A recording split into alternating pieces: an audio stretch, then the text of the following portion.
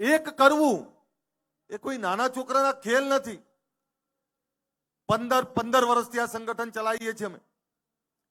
પણ આ સંગઠન 15 વર્ષ થયા બને, પણ મારી સામાજિક સફર તો 25 વર્ષથી ચાલે છે. આ એ જ નેતાઓ છે જેણે લબરમુછીઓ અલ્પેશ ઠાકોર જોયો હતો. આ એ જ નેતાઓ છે. આ નેતાઓએ એ 50 કિલો વજન વાળો અલ્પેશ ઠાકોર જોયો હતો. આ એ જ નેતાઓ છે જેમની આંગળી પકડીને હું સમાજ સેવાને રાજનીતિ શીખ્યો. આજે એ જ નેતાઓ આપણાને આશીર્વાદને, સહકારને, સમર્થન આપવા આવ્યા છે. આ ધન્યવાદને પાત્ર છે આ તમામ નેતાઓ. સાહેબ, તમામ નેતાઓની રાજનીતિક વિચારધારા અલગ છે, પણ સામાજિક વિચારધારા માટે એક મંચ ઉપર બેઠા છે. આવું ક્યારેય ના બને. એ તો ભગવાન ભોળોનાથ આપણી જોડે હોય, માં પરમાત્મા અને માં કુળદેવી આપણી જોડે હોય તો જ આ થઈ શકે, બાકી ના થાય. અને સાહેબ, કલ્પના તો કરો, ધોળા દિવસે ગાડીઓના ભાડા મૂકો તોય ભેગા ના થાય. એ રાતના અંધારામાં રાતના 3 વાગે આ સમાજ ભેગો થાય. સાહેબ, જાગ્યો છે સમાજ. કોઈએ મને પૂછ્યું કે રાતના 3 વાગે શું આ અભ્યુદય શેનો? કે અભ્યુદયનો મતલબ શ્રેષ્ઠ સમય. અભ્યુદય એનો કે હા, હવે વ્યસનની સામે જાગ્યા છીએ. એ દિવસ યાદ કરો, 2016 26મી જાન્યુઆરીનો એ દિવસ, જ્યારે જીએમડીસી ગ્રાઉન્ડમાં આપણે લાખોની સંખ્યામાં એકત્રિત થયા હતા. અને ત્યારે વાત મૂકી હતી વ્યસન મુક્તિની. અને જ્યારે વ્યસન મુક્તિની વાત મૂકી ત્યારે લોકો આપણા પર હસતા હતા. કેમ હસતા હતા? કે આપણામાં વ્યસનો ખૂબ હતા. કોઈ સમાજનો દીકરો રાહ ભટકેલો દારૂ પીને જતો હોય તો લોકો એવું જ કે આ ઠાકોર હશે. પણ જયારે 2016 26મી જાન્યુઆરીએ વ્યસન મુક્તિનો મહાકુંભ કરીને એક વિચારધારા મૂકી કે હવે અમારે અમારા નવલોહિયા યુવાનોને, અમારા દીકરાઓને ભર જવાનીમાં ખોવા નથી. અમારી દીકરીઓને ભર જવાનીમાં વિધવા નથી જોવી. અમારા દીકરાને, દીકરીને અનાથ નથી જોવા. એટલે આ વ્યસન રૂપી રાક્ષસને બગાડવો છે, એના માટેનો વ્યસન મુક્તિનો મહાકુંભ કર્યો. અને સાહેબ, આ ગુજરાત ક્ષત્રિય ઠાકોર સેનાના મારા તમામ યુવાનો, આ યુવાનોનો આભાર માનું કે મેં કોઈ વાત મૂકી, એ વાતને આ યુવાનોએ ઘરે ઘરે સુધી પહોંચાડી, ગામ ગામ સુધી પહોંચાડી. આજે છાતી ખોલીને કહી દઉં કે ગુજરાતમાં ગામડાઓમાં આ સમાજમાં 90-95% વ્યસન મુક્તિ આવી ગઈ છે. હવે શોધવો પડે તમારે કે કોણ પીવે છે. શહેરોનું આંકલન નથી કર્યું મેં, પણ આ વાત એટલે કરું છું કે ગુજરાતના જે સમૃદ્ધ સમાજો છે, સમૃદ્ધ સમાજોના દીકરા દીકરીઓ હવે આ રવાડે ચડ્યા છે. ત્યારે એમને કહેવા માંગુ છું કે અમે કેવા સમાજમાં જન્મ્યા છે કે જેનો બાપ જમીન જાગીરી વાળો, બીજાના રખોપા કરનારો. અમે વર્ષો પહેલા જો વ્યસનો છોડી દીધા હોત તો અમદાવાદ ને ગાંધીનગર અડધી જમીનો હજુ અમારી પડી હોત. આ વાત તમને કહેવા આવ્યો છું. કારણ કે અમદાવાદ ને ગાંધીનગરની જમીનો જેની હતી એ ઠાકોરોની હતી, પણ અજ્ઞાનતા, વ્યસનોના કારણે અમે ઘણી બધી જમીનો ખોઈ, જમીન જાગીરીની સાથે સમૃદ્ધિ ખોઈ. ત્યારે ગુજરાતની જનતાને કહેવા માંગુ છું કે તમે આ ખોવા ના માંગતા હો તો તમારા દીકરા દીકરીને વાળી લેજો. અમે ભોગવ્યું છે, તમે નહીં ભોગવી શકો. અને એટલે જ જ્યારે વ્યસન મુક્તિની વાત કરીને એની સફળતા જોઈ ત્યારે 2016 અને 2026 એક નવો વિચાર લઈને આવ્યા છે. એ વિચાર છે શિક્ષણનો. તમામ સમાજના દીકરા દીકરીઓ આઈએએસ, આઈપીએસ, યુપીએસસી, જીપીએસસી આ પાસ કરે. અને આપણે હજુ પણ ગુજરાતનો કહેવાતો સૌથી મોટો સમાજ હજુ પણ એક ડીએસપી કલેક્ટર નથી આપી શક્યા, તો જાગીએ તો ખરા ને. આ એના માટે બોલાયા છે તમને. સાહેબ, તમામ સમાજની સંસ્થાઓ છે. તમામ સમાજની સંસ્થાઓમાં એમની આવનારી પેઢી માટે, ઉજ્જવળ ભવિષ્ય માટે, એના ઉજ્જવળ ભવિષ્ય માટે શિક્ષણની વ્યવસ્થાઓ થાય. એમના દીકરા દીકરીઓ ડીએસપી કલેક્ટર થાય, તો આપણે ક્યાં સુધી ઊંઘતા રહેવાનું? અને બીજું આપને કહેવાય એ પણ આવ્યો છું કે આપણે કહેવાય પછાત. શેમાં? તો કે શિક્ષણમાં. આ શિક્ષણનું પછાતપણું ભાંગવું છે, અને શિક્ષણનું પછાતપણું ભાંગવું છે એના માટે કોઈ એક વ્યક્તિથી કઈ નહીં થાય. એક વિચાર મૂકવો પડે, ને વિચારને આપણે બધા એક સાથે ઉઠાવવો પડે, તો જ કંઈક થાય, બાકી કંઈ ના થાય. જે સમાજો આગળ આવ્યા એ સમાજોમાંથી પ્રેરણા લેવી પડે. જે સમાજો આગળ આવ્યા એ સમાજોથી શીખવું પડે, અને નહીં શીખીએ તો થાકી જઈશું.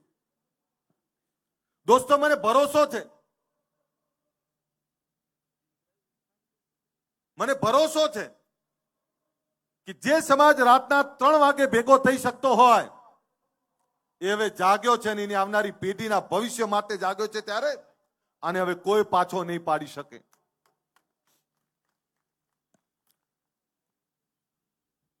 રાત નહીં ખ્વાબ બદલતા હૈ. બોલું ને,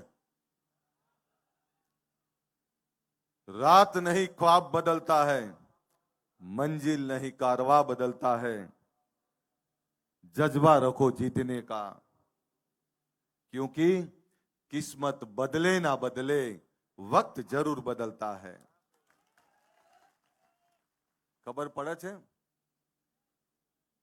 रात नहीं ख्वाब बदलता है,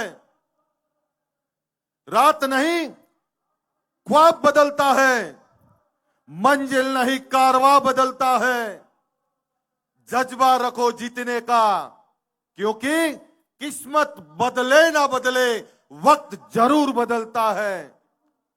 आज वक्त बदलવો છે ને એટલે ભેગા કર્યા છે તમને. સમય પાછો લાવવો પડે, સમયના પન્નાને પાછા ફેરવવા પડે. એ ચાહે શિક્ષણની વાત હોય, ચાહે રોજગારની વાત હોય, કે ચાહે ભાઈ રાજનીતિની વાત હોય. તમારે તમારા હક અને અધિકાર માટે જાગવું જ પડે, મથવું જ પડે ને કામ કરવું જ પડે. કોઈ તમારા માટે ચિંતા નહીં કરવાનું, તમારે જાતે લડવું પડશે, જાતે જ બહાર નીકળવું પડશે. અને એવા લોકોનો સમૂહ બનાવવો પડે જે ગરીબ છે, વંચિત છે, સમદુખિયા ભેગા કરવા પડે. અમારા કેસાજી એવું કે સમદુખિયા ભેગા કરવા પડે, ને સમદુખિયા ભેગા થઈ અને એકબીજાની ચિંતા કરવી પડે. સમદુખિયા કોણ? તે ગરીબ છેવાડા મેં આદિવાસી મારો ભાઈ. સમદુખિયા કોણ? તે ગરીબ છેવાડો ને આપણો દલિત ભાઈ. સમદુખિયા કોણ? તો એ રબારી ભરવાડ. સમદુખિયા કોણ? તો એ દરજી પ્રજાપતિ પંચાલ નો એ આપણો ભાઈ. સમદુખિયા કોણ? તો એ કેવા પછાતો, જે પછાતો એ ભેગા થઈને પોતાની ક્રાંતિ કરવી પડે. એની વાત કરવા માટે બોલાવ્યો છે તમને. આ ગુજરાતનો ઠાકોર સમાજ એ કેવો સમાજ જેને પોતાની લડાઈ જાતે લડવી પડે ને બીજાના રખોપા કરવા પડે. આ એના માટે તમને બોલાયા છે. અને રાતના 3 વાગે બ્રહ્મ મુહૂર્તમાં જ્યારે તમને બોલાયા છે ત્યારે ગુજરાત સરકારે બજાર કિંમતના 50% ભાવથી આપણા સમાજને શૈક્ષણિક હેતુ માટે જમીન આપી છે. એના માટે આદરણીય નરેન્દ્રભાઈ, અમિતભાઈ ને ભૂપેન્દ્રભાઈ નો આભાર માનું.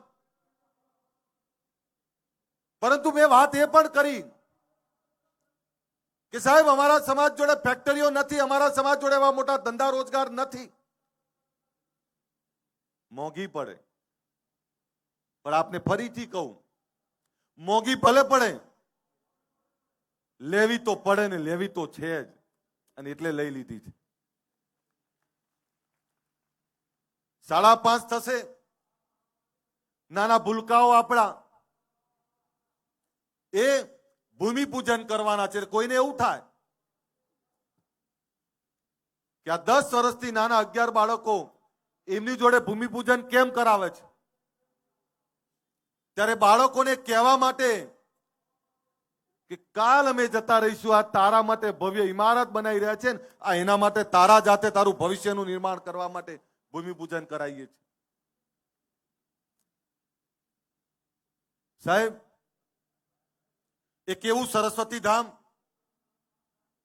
જ્યાં યુપીએસસી જીપીએસસી ના ક્લાસ ચાલતા હોય, એક એવું સરસ્વતી ધામ જ્યાં અદ્યતન લાઇબ્રેરી હોય, એક એવું સરસ્વતી ધામ જ્યાં 2000 થી વધારે દીકરા દીકરીઓ રહી શકે, એક એવું સરસ્વતી ધામ જ્યાં સ્પર્ધાત્મક પરીક્ષાઓની તૈયારી થઈ શકે, એક એવું સરસ્વતી ધામ જ્યાં વિદેશ અભ્યાસ ને વિદેશ રોજગાર માટેનું માર્ગદર્શન મળી રહે, એક એવું સરસ્વતી ધામ કે સરકારની તમામ યોજનાઓની અમલવારી હોય.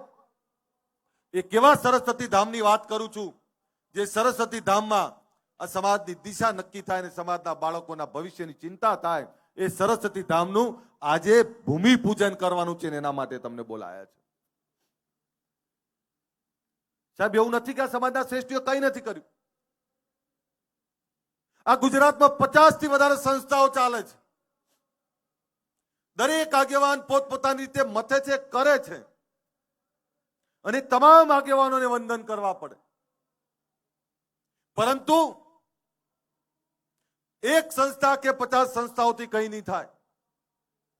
આપણે તાલુકે ને જિલ્લે આવી સંસ્થાઓ ઊભી કરવી પડે.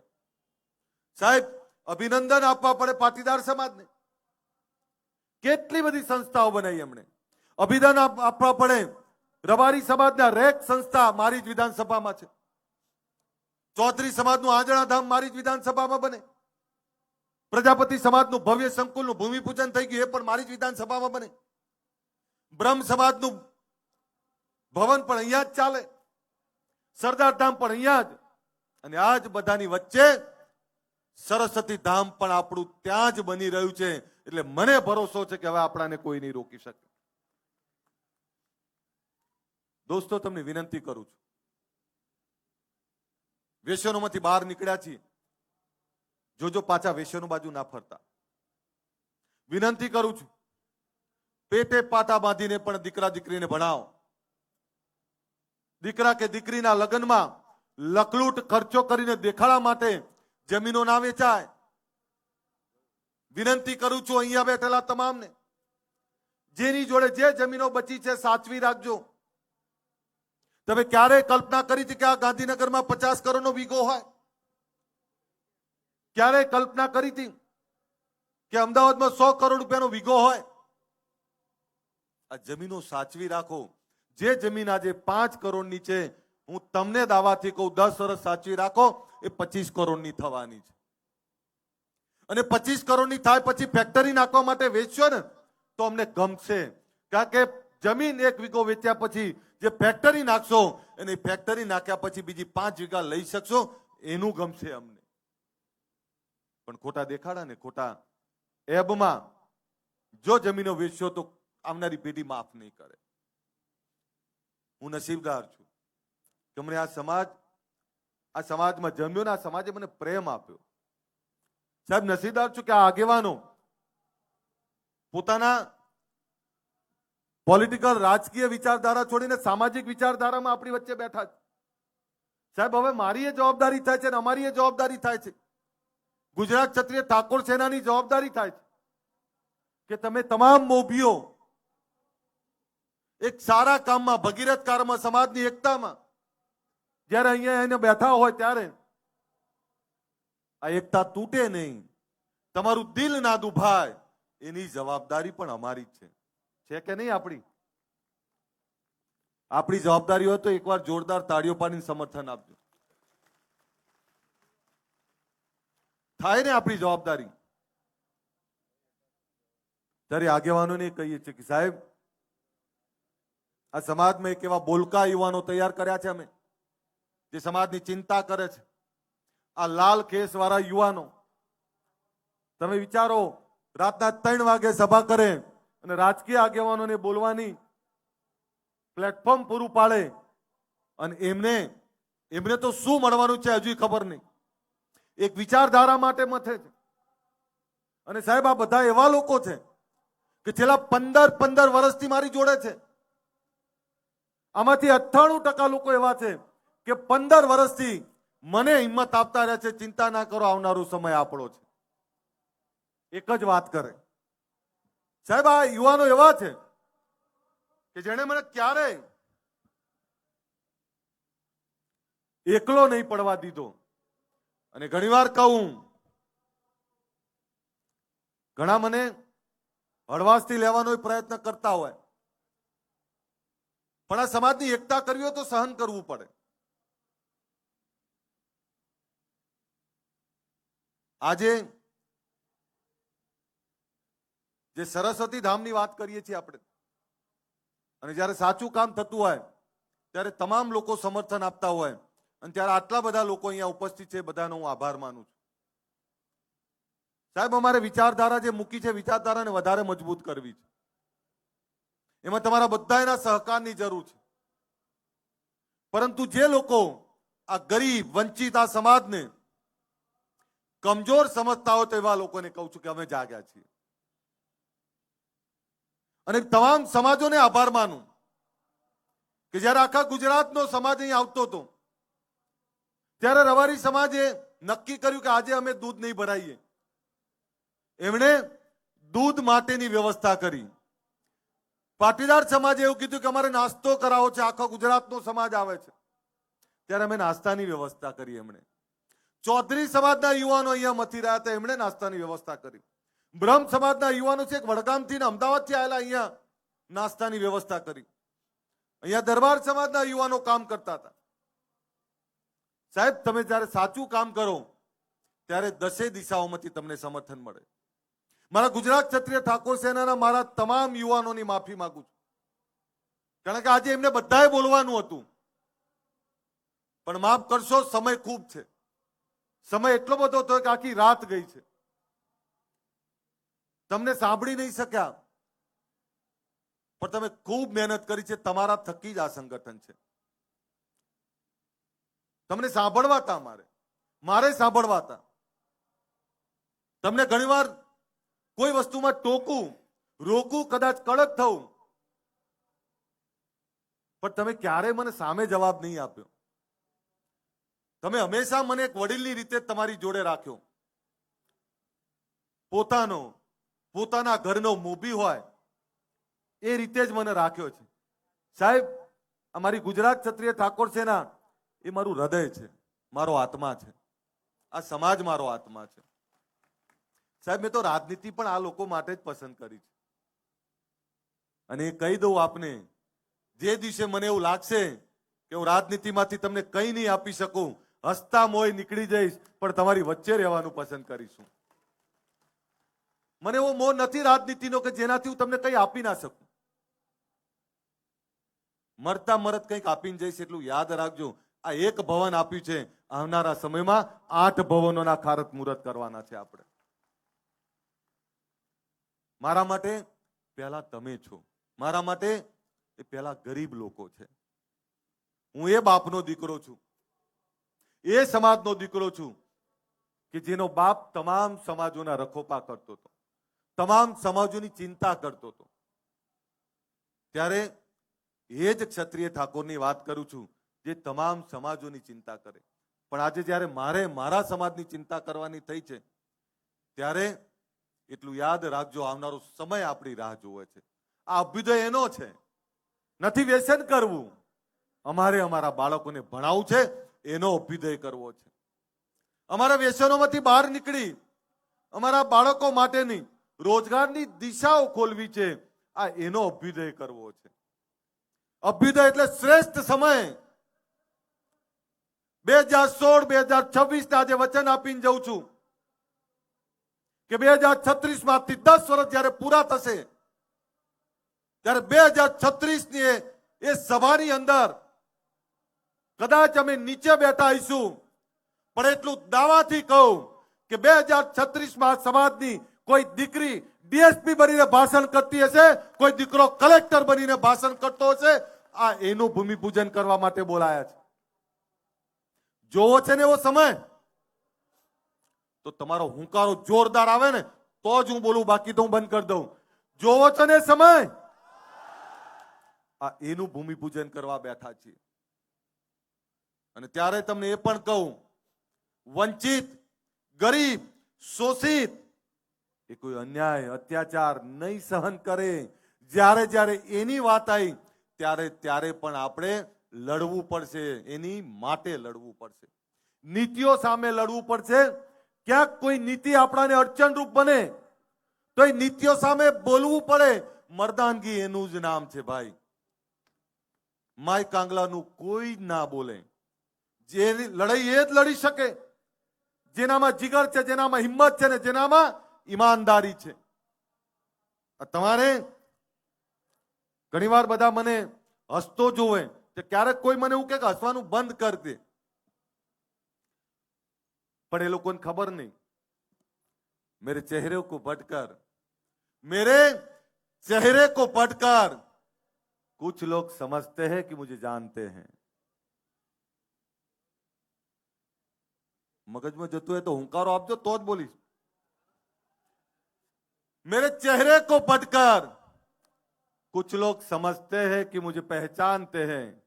ये तो ये हो गया जैसे समंदर की लहरों को छू के ये समझते हैं कि समंदर को जानते हैं. મને નહીં ઓળખી શકો, તમે નહીં ઓળખી શકો, કારણ કે એટલું બધું તોફાન, એટલું બધું દર્દ, એટલી બધી તકલીફ છે. કેટલાક એવું છે કે રાતના 3 વાગે ઠાકોર કેમ આવે, કેટલાક એવું કહે છે કે રાતના 3 વાગે ઓબીસી કેમ આવે, કેટલાક એવું કહે છે કે રાતના 3 વાગે આ વંચિતો કેમ આવે. એ ભૂખ્યા છે એટલે આયા છે, પોતાની દિશા ખોલવા આયા છે, આ એટલે રાતના 3 વાગે આયા છે. એ ભૂખ મિટાવી છે, એ દર્દમાંથી બહાર નીકળવું છે, આ એના માટે આયા છે. એ બ્રહ્મ મુહૂર્તમાં પોતાની દિશા નક્કી કરવા માટે આવ્યા છે, એટલે રાતના 3 વાગે આવ્યા છે. આ દેશની અંદર જ્યારે દેશ આઝાદ થયો ત્યારે આ દેશમાં રાત્રિ સભાઓ થઈ હતી. તમે ઇતિહાસના સાક્ષી છો, એ કહેવું છે તમને. આ દેશમાં જ્યારે દેશ આઝાદ થયો ત્યારે રાત્રિ સભાઓ થઈ હતી. જયપ્રકાશ નારાયણ 1974-75 રાત્રિ સભા કરેલી. અને તમે આ ઇતિહાસ બનાવ્યો છે કે આ ગુજરાતમાં પહેલી વાર, આ દેશમાં ત્રીજી વાર રાત્રિ સભા થઈ છે. સાહેબ, આ ઇતિહાસના તમે સાક્ષી છો. મને ભરોસો છે હવે તમને કોઈ નહીં રોકી શકે. તમને જ્યારે તમામ સમાજો, તમામ લોકો, તમામ વડીલો આશીર્વાદ આપતા હોય ત્યારે મને સંપૂર્ણ ભરોસો છે કે હવે આપણી આવનારું ભવિષ્ય ઉજ્જવળ થવાનું છે. ત્યારે તમને બધાને એકલા સરસ્વતી ધામની શુભકામના નહીં, આ શરૂઆત છે.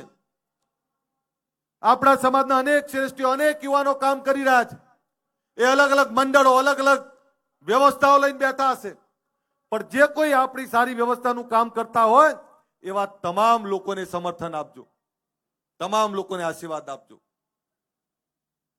આટલી મોટી સંખ્યામાં આપ બધા પધાર્યા ત્યારે આ બધાનો આભાર માનું કે રાતના 3 વાગે તમને એક યાદ હોય જ્યારે રાતના 3 વાગ્યાની વાત કરી ત્યારે કેટલાને શંકા હતી, પણ મને તમારા પર ભરોસો હતો. અને છું તો ઢોલો તમારા જ મલકનો, તમને હું નહીં ઓળખું તો કોણ ઓળખે. પેલા જ્ઞાનીબેન ને બધા અંધશ્રદ્ધા કુરિવાજીની વાત કરે છે, પણ સાહેબ આ સમાજનો ભૂવો તો હું બની ગયો છું. એ નાળિયેર કઈ બાજુ ફેંકવું એ મને ખબર છે ને ભૂવો, કારણ કે મને ખબર છે અને ભરોસો હતો. એટલે એને કોઈ કહી દે કે રાતના 3 વાગે બોલાયા છે અને આ 3 વાગે બોલાવવામાં કોઈને ભાડું આપ્યું છે? ભાઈ, કોઈને ભાડું આપ્યું છે? કોઈને પાણીની બોટલે કોઈને મળી છે? જે સમાજ પોતાની લડાઈ જાતે લડવા નીકળે એને કોઈ પાછો ના પાડી શકે. અને તમે તમારા સ્વયં ખર્ચે જ્યારે બોલાવો છો, ત્યારે આવો છો, ત્યારે હું તમારો બધાનો ઋણી છું. હું ફરીથી તમને બધાને નમન કરું છું અને તમારો બધાનો આભાર માનું છું. તમારો અલ્પેશ ઠાકોર એનો એ જ અલ્પેશ ઠાકોર છે. થોડો વિવેકી બન્યો છું પણ નીડર છું, ડરપોક નથી. મને ખબર પડે છે પણ એનો એ જ અલ્પેશ ઠાકોર હું. ના રૂકા હું, ના ડરા હું, ના ડગા હું. તમારા માટે લડ્યો છું ને લડતો રહીશ. એના માટે જ આ જાહેર જીવનમાં આવ્યો છું. ત્યારે તમામ સમાજોના આશીર્વાદ જ્યારે અહીં મળ્યા હોય અને એ સમાજોની સાથે આટલો મોટો સમાજ અહીં આવ્યો હોય ત્યારે તમારો બધાનો આભાર. ફરીથી આદરણીય નરેન્દ્રભાઈ, અમિતભાઈનો આભાર, આદરણીય ભૂપેન્દ્રભાઈનો આભાર કે જે જગ્યા આપી છે એ જગ્યા માટે અમારો હૃદયથી અમે આભાર માનીએ છીએ.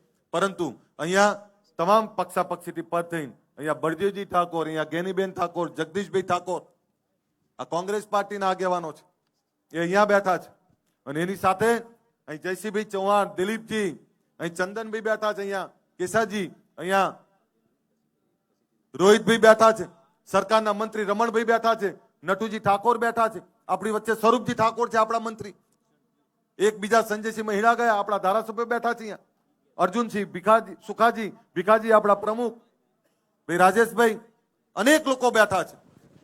ત્યારે બધાનો આભાર માનું છું અને 5:30 સુધી રાહ જોશો ને બધા. તમને અહીંયા લાઈવ બતાવવાનું છે. ત્યાં આપણા બાળકો